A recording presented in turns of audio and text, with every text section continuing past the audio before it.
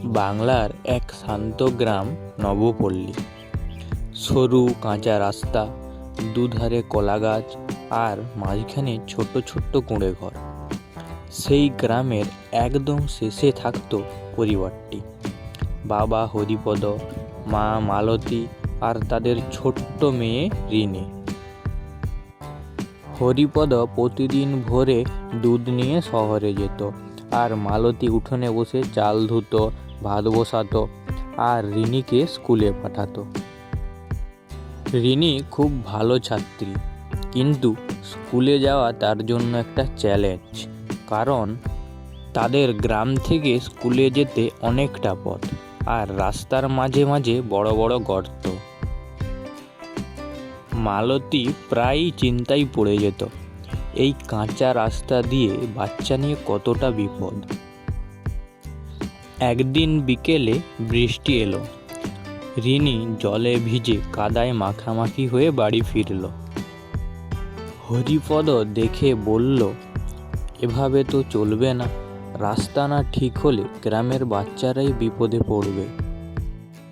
মালতী উদ্বিগ্নভাবে বলল, সরকারি লোকেরা তো মাঝে মাঝে দেখে, কিন্তু রাস্তা ঠিক করে না। রিনি চুপচাপ দাঁড়িয়ে শুনছিল। তার ছোট্ট মাথায় নতুন একটা ভাবনা জন্মালো। পরের দিন রিনি স্কুলে গিয়ে তার বন্ধুদের জড়ো করল। সে বলল, আমাদের গ্রামের রাস্তা কেউ ঠিক করবে না যদি আমরা নিজেরাই চেষ্টা না করি।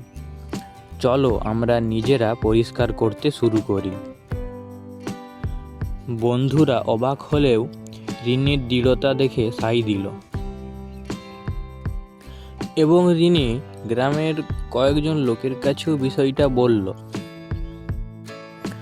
সন্ধ্যার পর রিনি, তার বন্ধু আর কয়েকজন বড় ভাই মিলে রাস্তার কাদা সরাতে আর পাথর বসাতে শুরু করলো। দূর থেকে গ্রামের লোকেরা বলল, এই বাচ্চাগুলো যখন পারে, তাহলে আমরা পারবো না কেন? ধীরে ধীরে পুরুষ মহিলা সবাই কাজে যোগ দিল।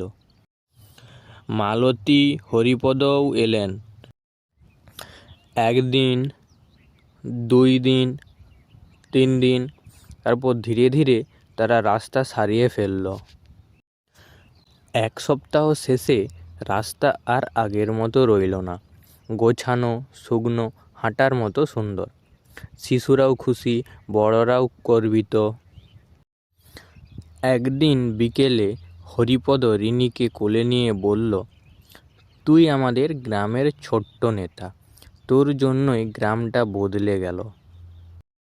রিনি লাজুক হেসে বলল, আমরা সবাই মিলে করেছি বাবা।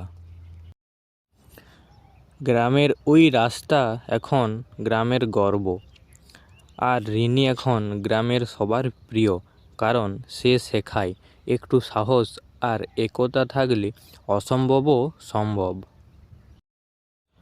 বন্ধুরা, গল্প থেকে আমরা যা শিখলাম, সমস্যা যাই হোক, একতা আর উদ্যোগ থাকলে গ্রাম পরিবর্তন করা যায়।